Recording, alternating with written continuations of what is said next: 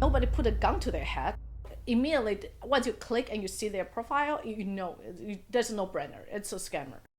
What type of person are you to do that, to lie to somebody, to have someone open their heart? People like that, they will never stop. And as a mother, are you concerned about like watching something like Tinder Swindler? Yes. Hi Dania, how you doing today? Hi, Craig.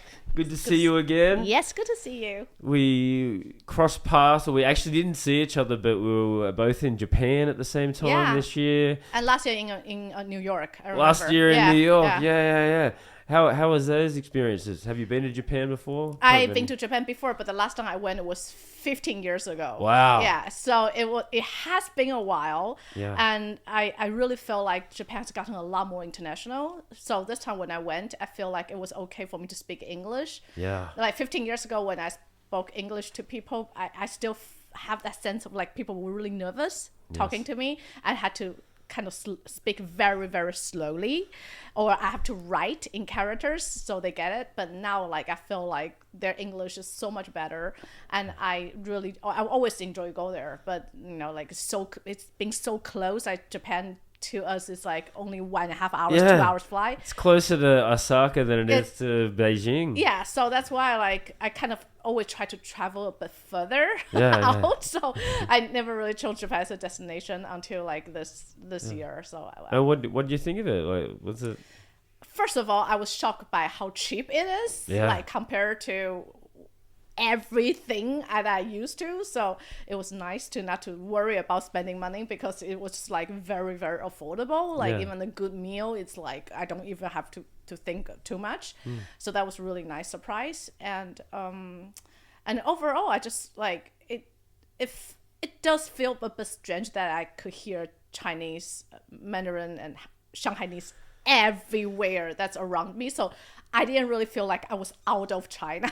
Yes. I was like, even I go to a drugstore, people would just walk up to me and start speaking Mandarin to me. I was just like, this is so strange. Yes. Even in Australia, I went really? back there. I went November, and I think must have been living in Chinatown because there was more Mandarin than English. And you can hear it. It's just all around you. I just traveled 12 hours to get away from that. Exactly, right? So I guess like if I do go back to Japan next time, I want to go to more countryside. I want to So stay where did you away. go to? Was it Kyoto? Kyoto and Osaka. And I loved Kyoto no matter what because Yeah. it really still have that essence of Yes. Japan. Like I do not want to go to Tokyo. I've been there once many years ago and I just feel like I already live in a metropolitan city and going from one metropolitan to it's just like to me it's not really worth my time. So Yes. and at this time I purposely stayed in Kyoto a bit longer, only a few days in Osaka. So that was okay. I still tried to stay away from the main crowd. Yeah. No, Kyoto is very, very traditional. I loved it as well. Yeah, and then my big recommendation is just go rent an Airbnb, get a nice traditional house if you have a few more people traveling with you.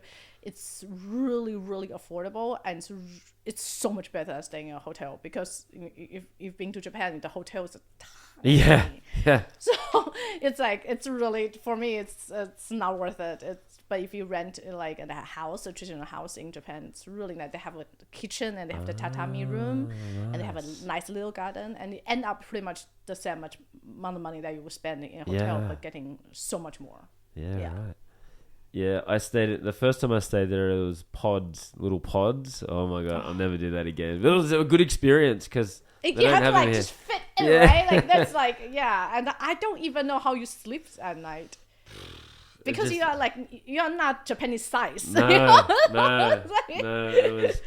It was just like a one bed, one bathroom as well on the level, like 20, 30 people there. So the lineup to have just to brush your teeth was, it was an experience. Yeah, it was an experience. Never do that again. No. But Japan was nice. And New York? Oh my goodness! Last year, so the time we went back to New York was nearly 5 years ago before COVID.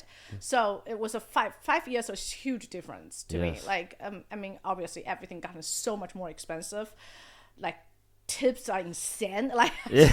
it was like I'm still confused. you can't. People chase you down if you don't. But it's like it really is crazily expensive. But I think New York will always be New York. There's something magical about it, and I don't think the city will ever lose it. Like it's so funny because New Yorkers are very straight shooters. If you don't like something, they will just say the F word in front of you, and then like they never watch lights. You know, they always just cross whenever they want to. It's that kind of attitude. I don't think it will ever change really. And I still. People always think New York is not safe, but to me, New York is always very safe. At least like when I was a student back in 1998, I never really felt not safe. Like I would, because my class sometimes runs very late at night, and I would stay at the library till probably like 1 o'clock, 2 o'clock in the morning, and then walk back to where I live. That's in the East Village. And I don't think there was once that I felt like I'm going to get attacked from behind or something. Never, really. And even this time going back, I was feeling quite safe at night.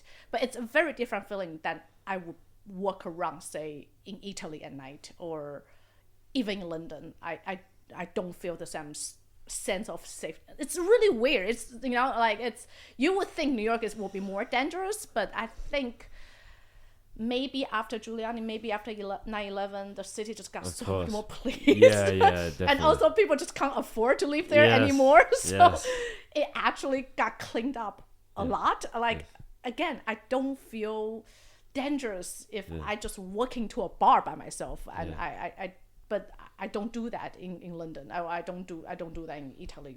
Forget about it. It's just not, I don't feel safe. So I do feel New York is quite safe. And that won't change, which is a good thing. Yeah. And it's always nice to go back. It really does feel like another home to me. And you got to see some Broadway shows there? Yes, I did. Yeah. I went to see Aunt Juliet and Hades Town. Right. And then we saw a new one called Shock.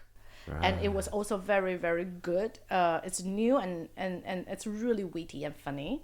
And Aunt Juliet is just a really, really good jukebox musical. Yes. So that one I really, really like. Yeah. And Hades Town is a great storyline. And but in all honesty, like I enjoyed the shows I watched. But if you ask me if I seen a show that really grabbed me, like the way that some of other shows that used to grab me, no, I didn't see it last year. I don't think there was one production that really, really hit hard for me. Like 5 years ago when I went back, like I saw Anastasia and I saw Carousel, and then both of these musicals I would just love to go back and see it over and over because it really just touched me in a very deep level. Yes. But I think now in New York, because people are trying to be politically correct all the time, so sometimes they will make certain choices that it really makes no sense to me. It's like feels that they have to do it, like they have to put a transgender in every single production just for the sake of having one in there, and they have to put the Asian in there just because they have to balance out the racial structure. I mean, yes, it's good for me as Asian to see that, but I don't like to be cast just because you make that number right. You know, I don't want to be that number, right? Exactly. You know, I want to be cast because I'm good, or you know, or I have something special. I earned it, not because I'm transgender or because I fit into a racial profile. You know, I think that to me has gone a little bit too far in general. And I think it's not just on the stage, it's on the screen, it's everywhere. And I think and I hope that phase will pass. It will. It's because I believe the system is always self-correct. It's always it will self-correct at some point. But so sensitive, aren't they? Yes, it's so extremely sensitive, and it's something that you can't even really talk about. Yeah. If you are, then you don't support our community. Yeah. It's like I'm just like you just get thrown into one category. It's just and I don't like that. You know, like as a creator or like a writer, I'm very open-minded. But when you start to cast black people for Snow White, and when you start to cast, there's something fundamentally really wrong. Okay, for instance, like you will never cast a white man to play Othello just because Shakespeare wrote he's a Moor, right? Yes. And then but why not? Like if by your logic, then you should cast somebody really white to play Othello, right? And then, but you don't do that. So why do you do the other way? That's still like mind-boggling to me. Yeah. And the one that I went to was Back to the Future, and that was it was good. Okay, that was good, but again, that whole being super sensitive. They was the first Back to the Future, and the part where the Israelis or the Muslims, they say in the movie, they totally changed it, and plutonium.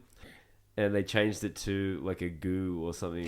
They just totally changed it to not to be racist. And it's like, oh, come on. But anyway, it was still a good production, and they had the whole symphony underneath the stage. Yeah. So that was really cool. Redbox. Yes. I haven't talked to you for a while about the Redbox. So what's the latest updates? You tell me you're doing 2 new productions now, which is awesome. But still going strong at the Pearl, as far as I'm aware. Redbox will always be at the Pearl. That I very firmly stand by it, because there have been other venues asking for it, but I don't want to do it just because the DNA doesn't fit. Like, I really feel Redbox is a lot more traditional cabaret show. Yes, so it agreed. only fits to a venue like Pearl, right? Yes. And but I just did another Chinese production, which is also combined with food and drink. It's also a story. I wrote the story. I wrote the songs. And it's in Xintiandi. So that opened in December last year. Nice. And it's still ongoing. We're doing 3 shows a week. Nice. And so that one is going actually quite well. Yeah. And I'm about to do another one in Changning District in another bar, and also writing a story for them. So it will be more like a jukebox production as well. Yeah. So I get to pick songs and I write a storyline for them, and it's very interesting. And also because it's at a bar, so it's going to be more interactive with people there who are just kind of like combined our show with the audience a bit more. Nice. So that's what I'm doing, and I'm also directing another new original musical in July, and the story is basically for teenager students and deal with a lot of their psychology and the depression that a lot of teenagers are facing now. So so I'm having extremely busy. Interesting. Yeah. Where do you fit time to sleep? And I don't know. Really. Like I drink until I pass out.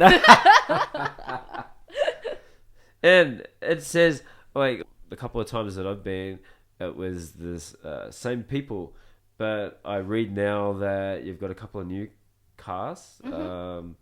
So correct me if my pronunciation. Wu Junping and Nia. Yes. Nia and Wu Junpeng. Yeah, they are fabulous musical theater actors. Wu Junpeng, I consider, is probably one of the best people to play Phantom of the Right. Like, he has that voice and the ability to play that role. He really does. Unfortunately, like, to some Chinese audience, like, he's not tall enough or handsome enough, but to me that's never the problem, because is that still sometimes it is to a younger audience generation, and the thing to me is that should never be the problem, because he's playing the Phantom, he's not playing Raoul. Raoul should be handsome and beautiful and young, yes. But if you play if you've been cast as a Phantom, first of all, you don't even show your face most of the time on the stage. So who cares if you're good looking or not? It's the ability of if you can carry the song and touches people, and I really think he does have that. Got it. So that's why I want him to kind of perform more at the Pearl and let people hear his amazing voice. Yeah. And Nia also is the amazing musical theater actress that you can. She's so petite and so beautiful, but she has this incredible, powerful voice. So we kind of call her the Asian Christina Aguilera. Nice. Yeah, she really does have that kind of right. genie in a bottle kind of thing. Like Yes. she's so teeny tiny, but she has this amazing Big voice. powerful, Yeah. very powerful voice. Wow. Kiora. Kiora. Kiora. So let's talk about what we're here for. Okay. It's a documentary on Netflix, and it came out maybe 2 years ago now, maybe 1 year. Yeah, at least I saw it a year ago. At least a year ago, yeah. And we did a good one on Marilyn Monroe last time you were here, and that went really good. So this one is a very, I don't know if it's controversial, but there's a lot of talking points and interesting things about it. So it's called the Tinder Swindler. So I think everybody knows now about Tinder and dating, and it's all over the world. You can all different things. So it starts off with these two girls that are trying to look for a date online. A girl from Swiss and one Finland, right? Yeah. I think so. It was one of the northern European countries. Yeah. So it starts off all happy. Meets this guy who's seemingly very, very rich. And the first girl has a date at this 5-star hotel, gets in a plane, and goes to another country. Yeah. Now, there's red flags there all over. And even she's messaging, I don't know if she messaged her parents, but she messaged her friends. And they're going, what are you doing? Why are you going to Germany or wherever it was? So red flags there. So have you had any sort of... You were talking before about a person online trying to scam you. Yeah. So believe it or not, I still get that every day on Instagram. So they have people out there fishing every day. It's like a job. It's like a job. Yeah. So it's not just on Instagram. It's on Facebook. It's everywhere. So and there's always now the moment you click their link, you see their profile, and then immediately you know it's a scam. And I will tell you, it's all guys either working out, pictures posting themselves working out, or in a fancy restaurant, or somewhere traveling, a very nice scenery, or they're holding a cat or dog. So they are loving and animal lovers, and so with some really first class seat in a private jet or something. It's always like that. It's always like that. And so immediately once you click and you see their profile, you know there's no brainer. It's a scammer. And I think for the Tinder Swindler, the reason why he really kind of got away, it was because he was at the beginning of that time when nobody really reported this kind of scam yet.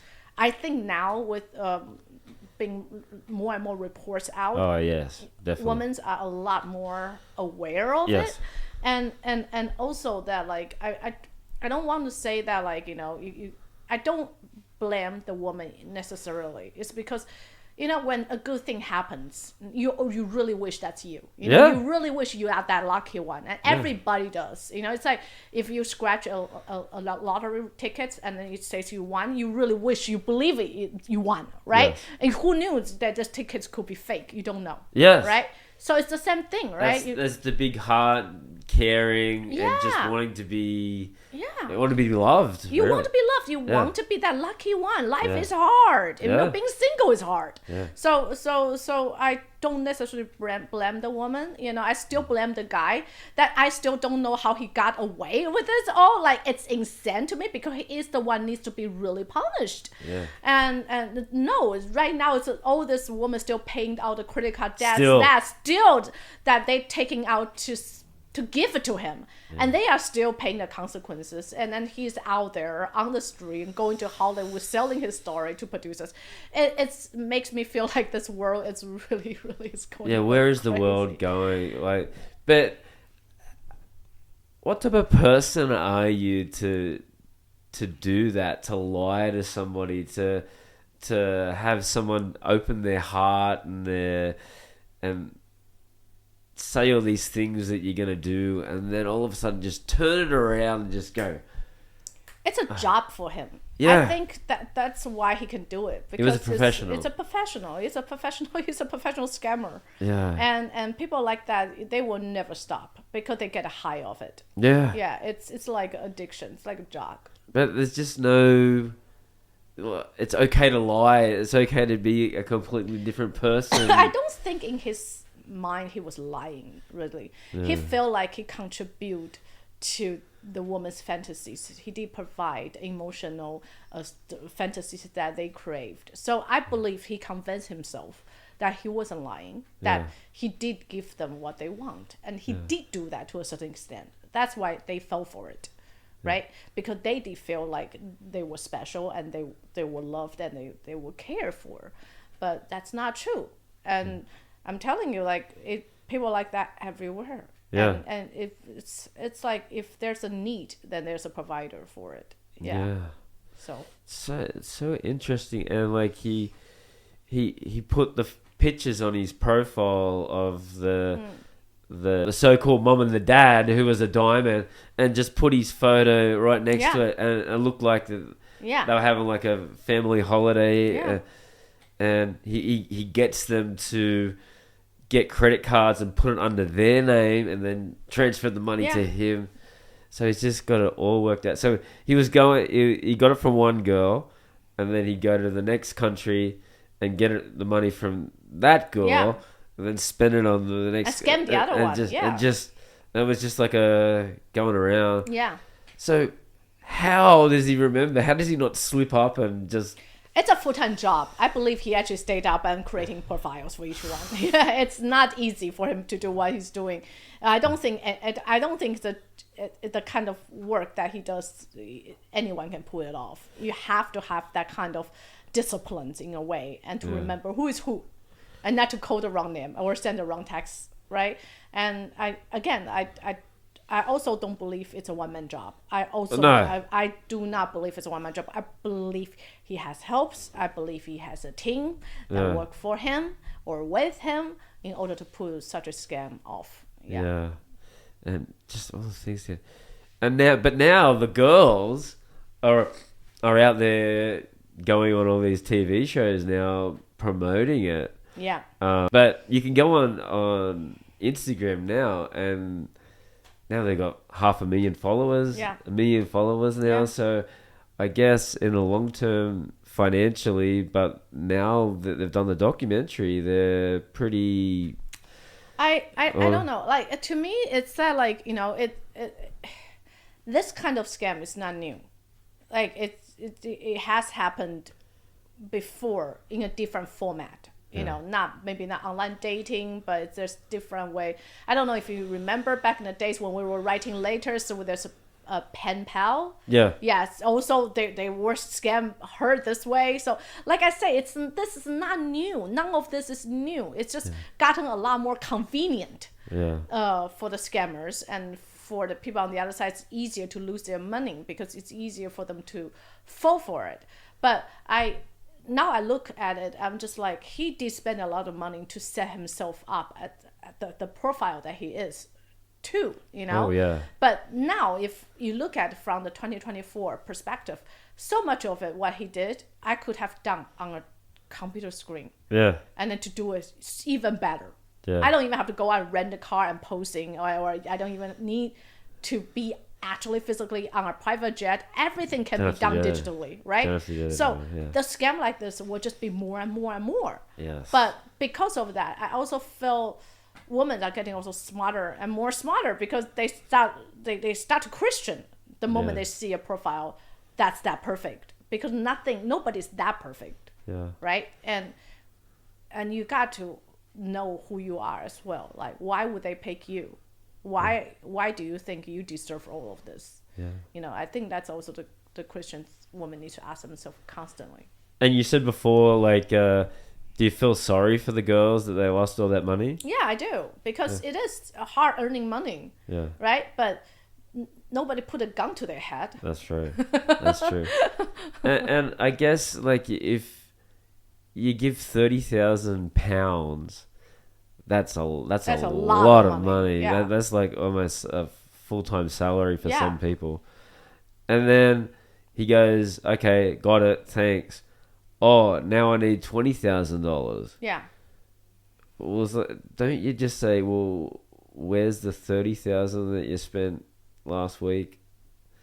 I won't give it to you until... I think he's very good at gaslighting people. He just had it in the palm of his hands. Like, yeah I'm just going to...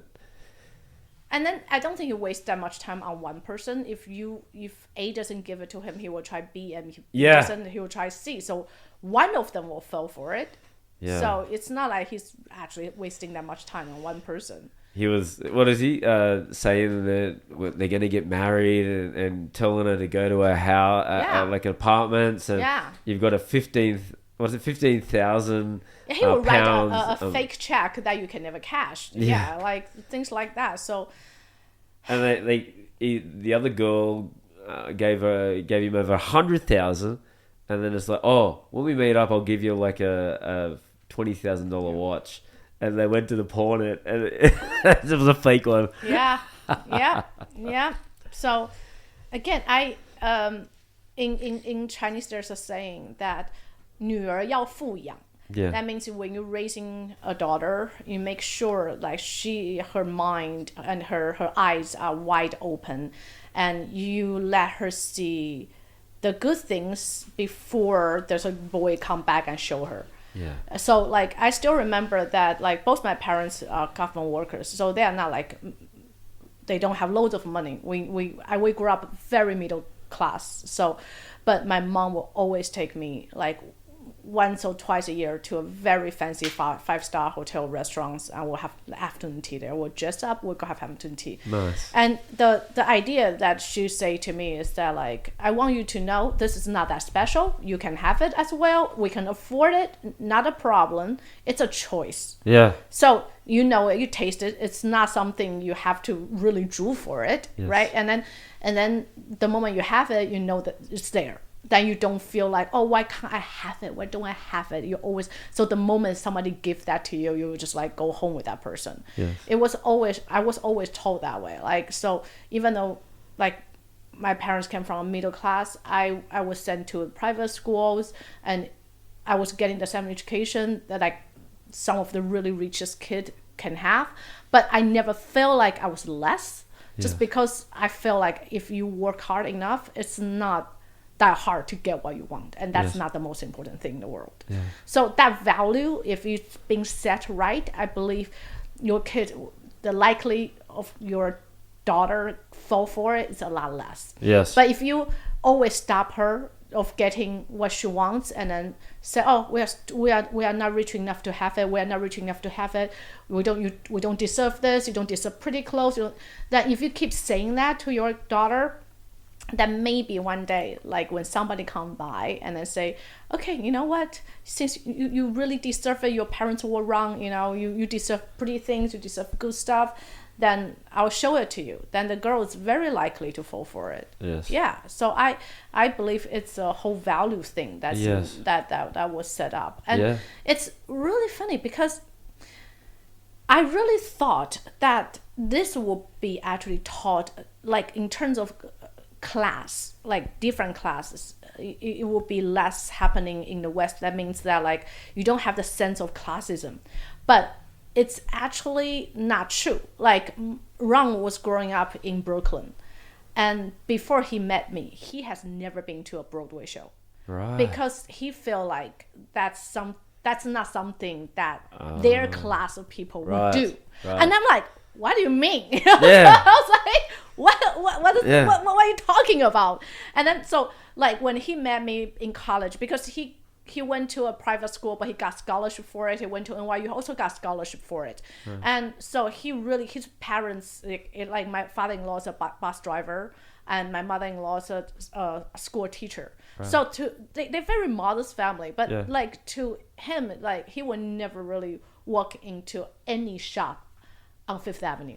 Right. And so I was like, why can't you walk in? It's not like you need to buy stuff. You can walk in. But his fundamental, there's something will like really stop him to do that, because he feel like that's not in his neighborhood. That's not his world. He shouldn't ever but I never have that thought in me. So I was like, why can't I get in? Unless somebody actually physically stop me. Yeah. I'm just going in. I don't need to, if I go in doesn't mean I need to buy something, but I can just walk around. And I think that mindset really was taught by my mom. Like my mom would just take me to like, LV or Gucci, look at things, never buy anything, but we would just look at things and try it out. And my mom says, okay, if you work hard enough, then you can get it yourself. Yeah. And I think that's really healthy. Yeah. Rather than like the fear of, oh, you don't deserve going in, you shouldn't go in because we are not that circle, we are not in that class. I was never told that way. Like in Taiwan, we don't have that sense. Yes. You don't belong there, or you don't belong there. But I think in America, there are still so much so in their England as well, right? And then see, that is something I never had. I never had that sense of like, why can't I go into this restaurant? Why can't I go there? Like, why can't I wear this? Why can't I buy that? It's like, my dad told me the story about going to London and trying to find like a nice, because he didn't bring a suit, so he needed to buy a suit for her, and the people that were working there, he went, he just wearing like normal just jeans and it's like, oh, what are you doing in this in this shop? Yeah. You don't belong here. Yeah. What are you here for? It's so rude. Yeah. But that's like again, that is something I'm not used to because I didn't grow up in that kind of environment. So I don't have that boundary or barrier built inside of me. And I also think because of that, like if you want to trick us, like by showering us gifts, and it will be a lot harder. I really believe that in our society. But in America or in England, I think that's a lot easier if you then dingle that in front of some poor girl and then they feel like, oh my God, you actually, you mean I can actually break out of my class and then get in there? Like, it's, again, I never felt that way. I don't have that in my head. My daughter, that's the fear I have for my daughters. Sometimes I just like, hey, let's go to this shop, let's look at things, and then she will have a panic attack. I'm like, why are you having a panic attack? And she's, mom, this makes me really uncomfortable. I'm like, then you need to get comfortable with it.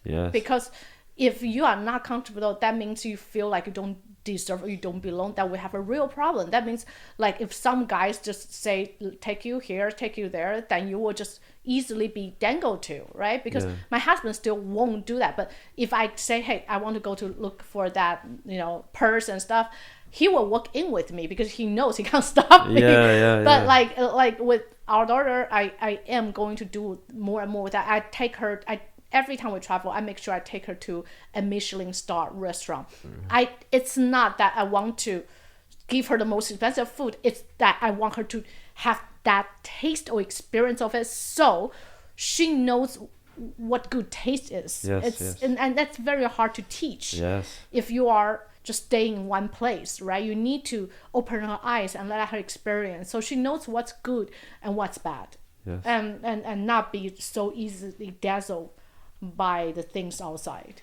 It's something that needs to be taught. And if you teach her at that age, I think it really helps her. And I think it builds her confidence as well, so she doesn't feel like it's such a big deal. And I purposely did that with her in Paris. I think last time, like, we went to a LV and I bought a bag there, and then just let her see the whole entire experience. It wasn't so much, hey, we're buying expensive bag. It was so much so it was like, yes, we can work in here. Your mom worked hard enough to save enough money to get something for herself.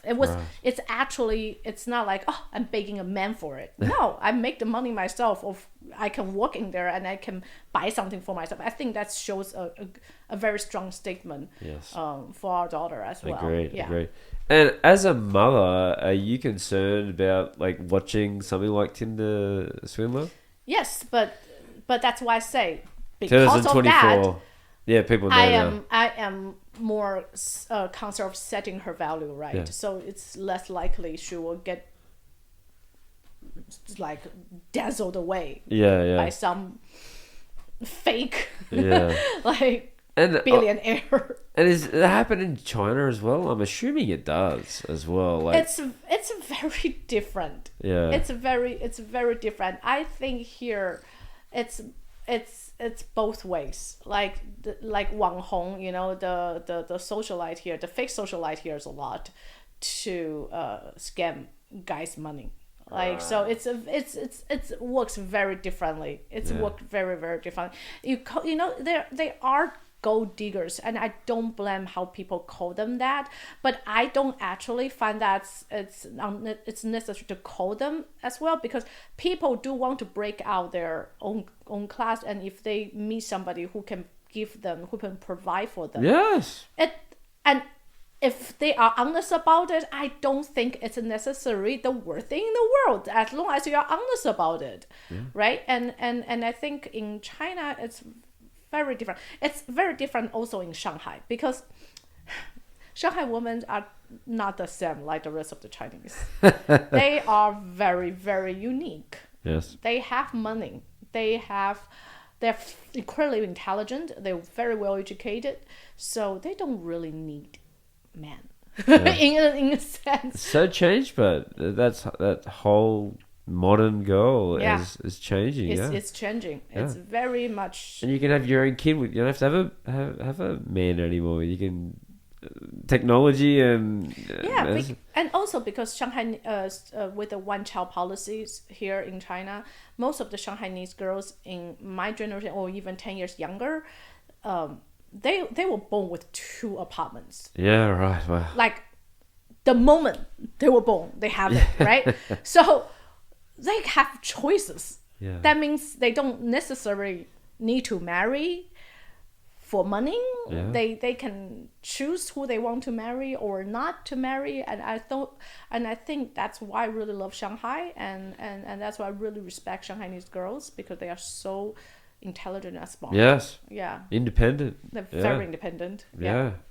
So, and on the flip side of the Tinder Swindler, 2 of my best friends have met their wives online, not on Tinder, but online dating. Yes, that's very common. And amazing stories. They've got kids now, and that's great. But I believe that too. Yeah, so it's not all doom and gloom. It's not bad. But you have to be conscious of it. Doing anything online, just anytime you put a credit card on there. You have to be super aware. My bank is calling up all the time because they know that I live in China. So anytime I use it here in China, they're calling up going, are you sure it's you? Do you want to, it was 3:00 in the morning and there was 1 at 4 in the morning. We're going to close your account and come and talk to us. Yes. You have to be super aware, I think, with a lot of things that's outside. Mm-hmm. And I don't believe any of the information are being protected.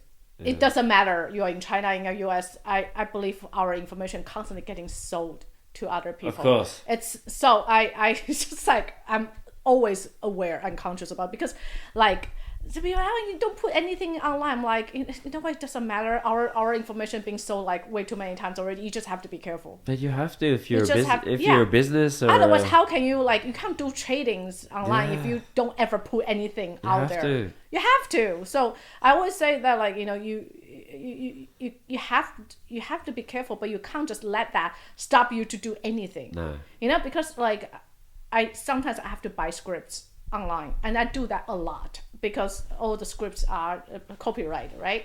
And so I do have to pay, and sometimes people are just oh, are you trusting this site? I'm like, well, most of those script write sites are so small, they are education based or some school based, that they would charge me $12 for it, and if I just question that every time I do it, I can't get anything done. It will stop. It would not help my work. So here's something. We're talking about that AI and scripts. Yeah. Is that a positive or a negative in your opinion? I see a positive. I really do. Why? Because no matter how much AI can do, they still can't do from 0 to 1. That's right. Yeah. So as long as 0 to 1 still belongs to the human head, I'm very forward, because they actually saves a lot of time. The AI needs the human brain. It does, because it's all about how do we commanding it. Yeah. It's how do we give command, right? If we don't give the right command, it won't actually create result. It's not like I sleep and I wake up and the AI will write me a script. No, it still needs me to give its command. It still needs me to give the direction. It still needs me to tell it what to do, where to go. Yeah. So I actually see it in a positive way that it will less time. It saves time. a lot of time. Yeah. So sometimes paperwork can be very, very, very time consuming, and it does create some baseline for it. You still need to go back and edit, but it does save time. But as long as it cannot do 0 to 1, and I don't believe it can do that for I think that's a long time. Yeah. Then I don't think it will be replaced. I think my job is still safe. Yeah. Because a lot of time people, AI can write songs. So I'm like, yeah, but if I don't give it command, it can't write anything. That's right. Yeah. So you still need me to give its command. So if you tell me AI can write songs, then you just have to write, and then you can fire me for it and just have your computer write it for you. And until you can do that, you still need me. And even if it does get to that stage in the future, people are still going to go out and watch a show. Yeah, because we still need a body, a warm body. We still need that somebody breathing next to you. I really think that human touch is very important.